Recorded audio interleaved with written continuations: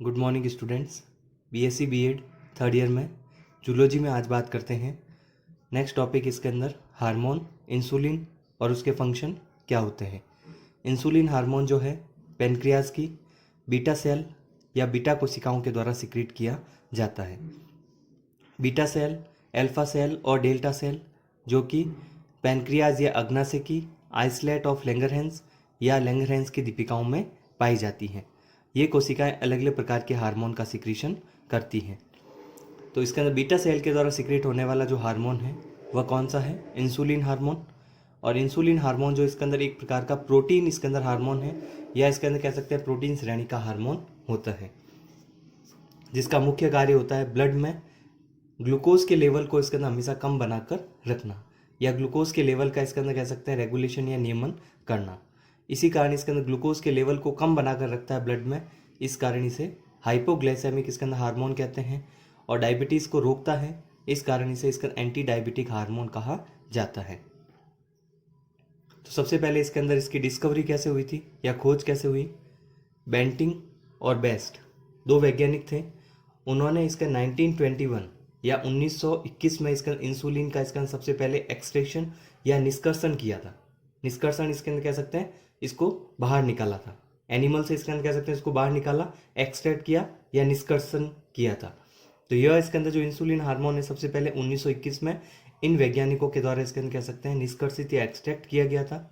इस कारण 1923 में इन्हें इसके अंदर कह सकते हैं इसके लिए नोबेल प्राइज मिला था, क्योंकि इससे पहले इंसुलिन नामक हार्मोन की खोज नहीं हुई थी। इसके बारे में बिल्कुल भी कुछ भी जानकारी नहीं थी, लेकिन उन्होंने 1921 में एक्सट्रैक्ट किया और फिर इसके अंदर 1923 में उनको इसके लिए नोबेल प्राइज मिला था।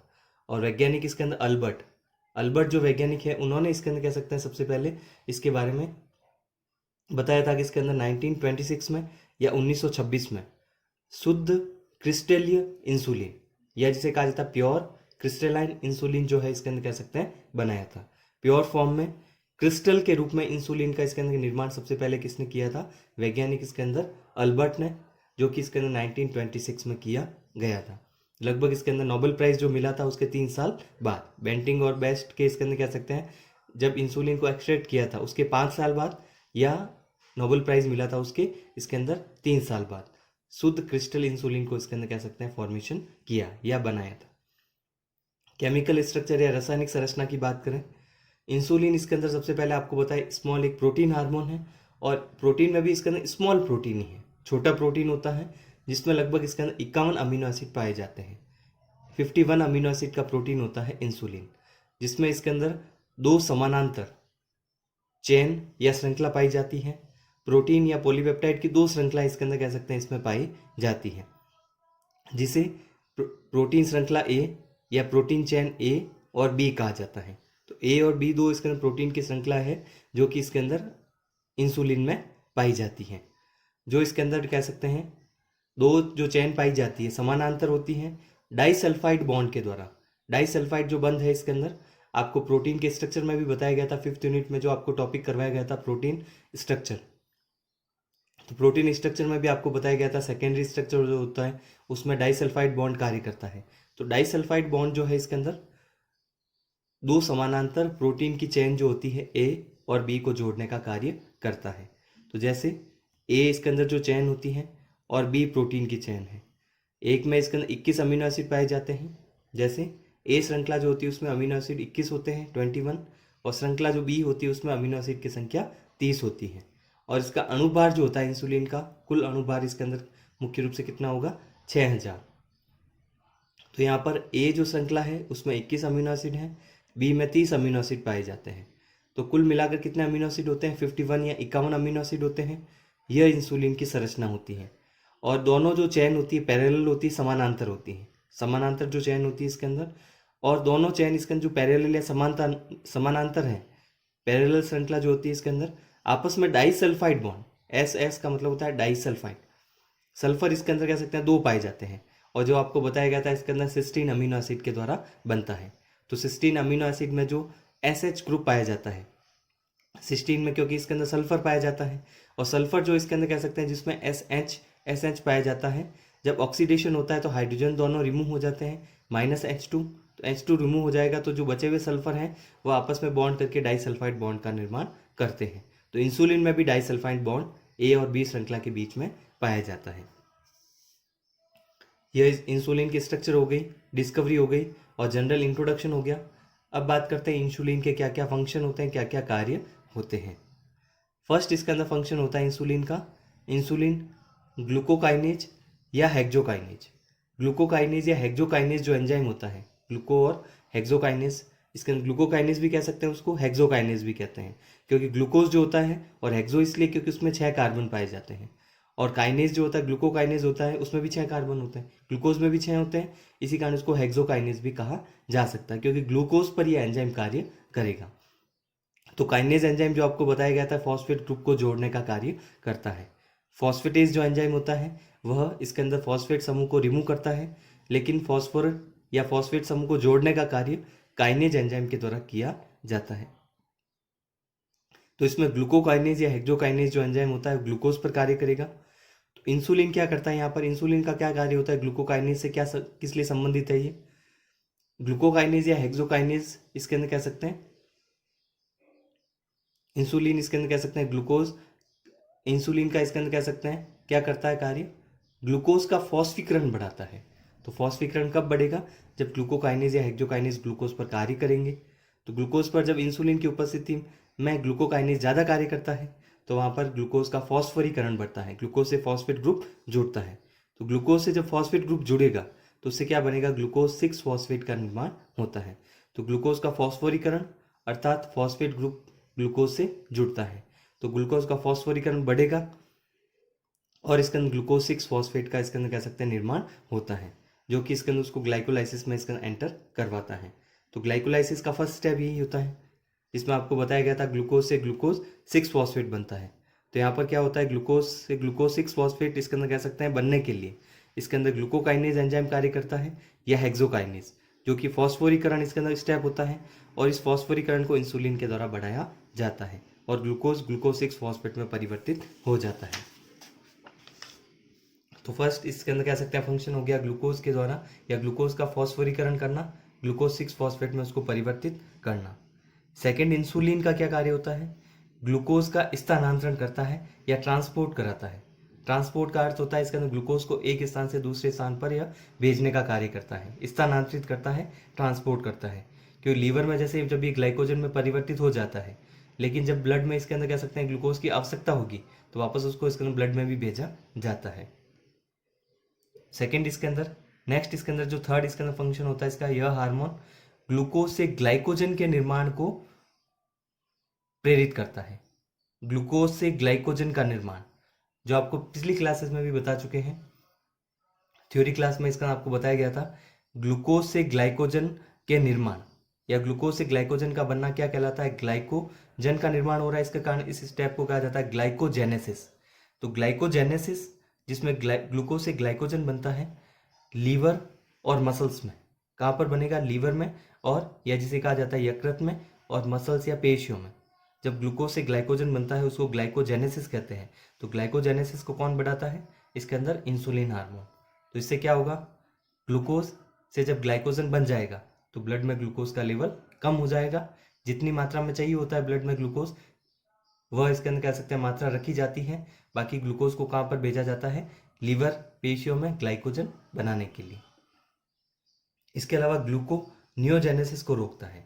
इंसुलिन का क्या कार्य होता है, ग्लूकोनियोजेनेसिस को रोकना। और ग्लूकोनियोजेनेसिस का अर्थ क्या होता है, नॉन कार्बोहाइड्रेट सोर्स से ग्लूकोज को बनाना। नॉन कार्बोहाइड्रेट जैसे आपको बताया था कि प्रोटीन और फैट से ग्लाइकोजन बनेगा और ग्लाइकोजन से ग्लूकोज बनता है। तो यहाँ पर जब जो कार्बोहाइड्रेट रहित या बिना कार्बोहाइड्रेट के जो स्रोत हैं जिससे जब ग्लूकोज का निर्माण होता है उसको ग्लूकोनियोजेनेसिस कहते हैं। तो यहाँ पर तो पहले से ग्लूकोज को किसमें आप ग्लाइकोजन में परिवर्तित कर रहे हैं, तो एक्स्ट्रा जो है ग्लूकोनियोजेनेसिस के द्वारा और ग्लूकोज का निर्माण नहीं होना चाहिए, तो वो भी इंसुलिन इसके अंदर कह सकते हैं रोकने का कार्य करेगा। क्योंकि ग्लूकोज जब ग्लूकोनियोजेनेसिस के द्वारा और बनेगा तो ब्लड में ग्लूकोज का लेवल और बढ़ जाएगा, तो उसको ज़्यादा से ज़्यादा ग्लाइकोजन में परिवर्तित करना पड़ेगा। इस कारण यहाँ पर ग्लूकोनियोजेनेसिस को रोका जाता है। कीटोन बॉडीज के निर्माण को रोकना। कीटोन बॉडीज क्या होती है, सबसे पहले उसके निर्माण को रोकने का कार्य भी इंसुलिन करता है। तो कीटोन बॉडी सबसे पहले क्या होती है, इंसुलिन की जो इसके अंदर कह सकते हैं आपूर्ति या सप्लाई जो है यदि सफिशिएंट नहीं है, अपर्याप्त है, तो इसके अंदर फैट या वसा का उपापचय भी प्रभावित होगा। तो ग्लूकोज के इसके अंदर मेटाबॉलिज्म को तो प्रभावित करता ही है, फैट या वसा के उपापचय को भी प्रभावित करता है जब इंसुलिन इसके अंदर पर्याप्त मात्रा में नहीं होगा। तो फैट के टूटने के कारण किसका निर्माण होता है? Acetyl coenzyme A. और एसिटाइल कोएंजाइम में आपको बताया गया था कि ग्लाइकोलाइसिस जब कंप्लीट होती है, पायरुविक एसिड और एसिटाइल कोएंजाइम ए से इसका रिएक्शन होती है, आगे इसके अंदर एसिटाइल कोएंजाइम ए जब बना तो वह इसके अंदर कह सकते हैं आगे क्रेब्स साइकिल में जाता है। तो ये जो एसिटाइल कोएंजाइम ये जो फैट के टूटने से बनता है, अधिक मात्रा में बनेगा। फैट के टूटने के कारण इसकी मात्रा ज़्यादा होगी, फैट टूटेगी तो एसिटाइल कोएंजाइम ये बनाएगी, जो टीसीए साइकिल में जुड़ने की बजाय टीसीए साइकिल या जिसको कहा जाता है क्रेब साइकिल, जो एसिटाइल कोएंजाइम में जो बना है ग्लाइकोलाइसिस के बाद इंटरमीडिएट जो स्टेप होता है, फैट के टूटने से भी एसिटाइल कोएंजाइम ये बनता है। तो वहाँ से इसका जब ये एसिटाइल कोएंजाइम ये बनता है तो कहाँ चला जाता है? क्रेब साइकिल में या टीसीए साइकिल में चला जाता है, तो इसका यूज़ हो जाता है। तो जब इसके अंदर कह सकते हैं फैट के टूटने से एसिटाइल कोएंजाइम ये बना, मात्रा ज़्यादा होगी, उसको कहाँ भेजा जाता है? क्रेब साइकिल में, जब इंसुलिन की मात्रा पर्याप्त होती है, इंसुलिन अपना कार्य करता है। लेकिन इंसुलिन अपना कार्य नहीं करेगा उस समय क्या होगा? क्रेब साइकिल या टीसीए साइकिल में नहीं जाएगा। जो आपको बताया गया था टीसीए साइकिल में एसिटाइल कोएंजाइम ये जाता है, तो क्रेब साइकिल में जब इसके अंदर कह सकते हैं नहीं जाएगा तो एसिटाइल कोएंजाइम ए इसके अंदर क्या होगा? लीवर से गुजरता है। इंसुलिन की मात्रा पर्याप्त है तब तो क्या होगा? ये टीसीए साइकिल में जाएगा, क्रेब्स चक्र जिसको कहा जाता है, टीसीए साइकिल या ट्राई कार्बोक्सिलिक एसिड साइकिल या जिसको क्रेब साइकिल कहा जाता है। तो एसिटाइल कोएंजाइम इसके अंदर कह सकते हैं जब इसके अंदर इंसुलिन की मात्रा पर्याप्त नहीं है तो वहाँ पर क्या होगा? एसिटाइल कोएंजाइम ये लीवर से गुजरता है, क्योंकि टीसीए साइकिल में नहीं गया तो कहीं ना कहीं तो इसके अंदर कह सकते हैं प्रोडक्ट इसके अंदर कह सकते हैं किसी भी ऑर्गन में एंटर करेगा। तो किस में एंटर करता है? यह एसिटाइल कोएंजाइम में लीवर में से गुजरता है, वहाँ पर इसका कंडेंसेशन होता है, संघनित होकर, या जिसे कहा जाता है कंडेंस या संघनित होकर एसीटो एसिटिक एसिड बनाता है। एसीटो एसिटिक एसिड जिसको ट्रिपल ए भी कहा जाता है, aceto acetic acid, A triple A जो होता है इसका एसीटो एसिटिक एसिड कहलाता है। तो एसिटिक एसिड इसके अंदर बनता है संघनित होने से एसिटाइल कोएंजाइम ए के। तो जब एसीटो एसिटिक एसिड बनेगा जिसका लीवर में कोई कार्य नहीं होता है, लीवर में से गुजरेगा तो वहाँ पर क्या करेगा? ये लीवर में इसका कोई कार्य नहीं होगा तो क्या बनाता है? Aceto acetic acid. तो लीवर में एसीटो एसिटिक एसिड का कोई भी कार्य नहीं, तो क्या होगा इसके अंदर? ये एसीटो एसिटिक एसिड इसके अंदर ब्लड द्वारा टिश्यू में जाता है, ब्लड के द्वारा टिश्यू या उत्तक में जाएगा। रक्त में एसीटो एसिटिक अम्ल होता है, टूटकर बीटा हाइड्रोक्सी ब्यूटारिक एसिड और एसीटोन बनाता है। जब ब्लड में जाता है तो यही इसका एसिटो एसिटिक एसिड जो है ट्रिपल ए टूटकर बीटा हाइड्रोक्सी ब्यूटारिक एसिड और एसीटोन का निर्माण करता है। और इन्हीं प्रोडक्ट को बीटा हाइड्रोक्सी ब्यूटारिक एसिड और एसीटोन को इसके अंदर कहा जाता है कीटोन बॉडीज। कीटोन बॉडीज जो होती है यही होती है जो कि इसके अंदर एसिटाइल कोएंजाइम ए से बनती है। तो यहाँ पर एसिटाइल कोएंजाइम में जो आपको अभी बताया गया है, एसिटाइल कोएंजाइम ए जो है वह क्रेब साइकिल में यदि नहीं जाता है क्योंकि फैट से इसके अंदर बनेगा, फैट या इसके अंदर कह सकते हैं वसा के मेटाबॉलिज्म से बनता है टूटने से। तो एसिटाइल कोएंजाइम में जिसमें 2 कार्बन होते हैं तो ये आगे जाता है क्रेब साइकिल में, और क्रेब साइकिल में इसके अंदर कह सकते हैं रिसाइकल होता रहता है। लेकिन यहाँ पर इसके अंदर क्रेब साइकिल में नहीं गया तो लीवर में जाएगा, लीवर से गुजरेगा, और लीवर में इसके अंदर क्या किसका निर्माण करता है? तो एसिटो एसिटिक एसिड का निर्माण कहाँ पर होता है? लीवर में। लीवर में एसिटो एसिटिक एसिड का निर्माण होगा, लेकिन और ये 4 कार्बन का होता है, कंडेंसेशन होकर बनेगा और इसमें 4 कार्बन पाए जाते हैं। एसिटो एसिटिक एसिड जो होता है वह इसके अंदर कह सकते हैं फिर टूटता है और बीटा हाइड्रोक्सी ब्यूटारिक एसिड और एसीटोन बनाता है। तो एसिटो एसिटिक एसिड जो है सबसे पहले किससे बनता है? एसिटाइल कोएंजाइम ए से। और एसिटो एसिटिक एसिड इसके अंदर जो है वो लीवर में बनता है, लीवर में कोई कार्य नहीं है तो नेक्स्ट इसके अंदर टिश्यू में जाता है, ब्लड में जाएगा तो ब्लड में इसके अंदर टूटता है बीटा हाइड्रोक्सी ब्यूटारिक एसिड और एसीटोन में। इन्हीं दोनों प्रोडक्ट को कीटोन बॉडीज कहा जाता है। तो वहाँ पर एसीटोन और बीटा हाइड्रोक्सी ब्यूटारिक एसिड नहीं बनेंगे तो कीटोन बॉडीज का निर्माण इंसुलिन जब पर्याप्त होगा तो नहीं बनता है। प्रोटीन के निर्माण और वृद्धि इसके अंदर कह सकते हैं उसको प्रेरित करता है, प्रोटीन के निर्माण को प्रेरित करता है अमीनो एसिड से, और ग्रोथ या वृद्धि को भी इसके अंदर प्रेरित किया जाता है इसके अंदर इंसुलिन के द्वारा। तो इंसुलिन का एक और कार्य हो गया प्रोटीन के निर्माण और वृद्धि को इसके अंदर कह सकते हैं प्रेरित करना, कीटोन बॉडीज के निर्माण को रोकना, बिना कार्बोहाइड्रेट या कार्बोहाइड्रेट रहित स्रोत से इसके अंदर कह सकते हैं ग्लूकोज के निर्माण को रोकना, ग्लूकोज से ग्लाइकोजन बनाना, ग्लूकोज का ट्रांसपोर्ट कराना, ये सभी कार्य, ग्लूकोज का फॉस्फोरीकरण करना, ये कार्य इंसुलिन के द्वारा किए जाते हैं। नेक्स्ट इसके अंदर जो है इंसुलिन की कमी के कारण होने वाला रोग जिसे डायबिटीज़ मेलाइटस कहा जाता है, जिसके बारे में इसका आपको नेक्स्ट क्लास में बताएंगे।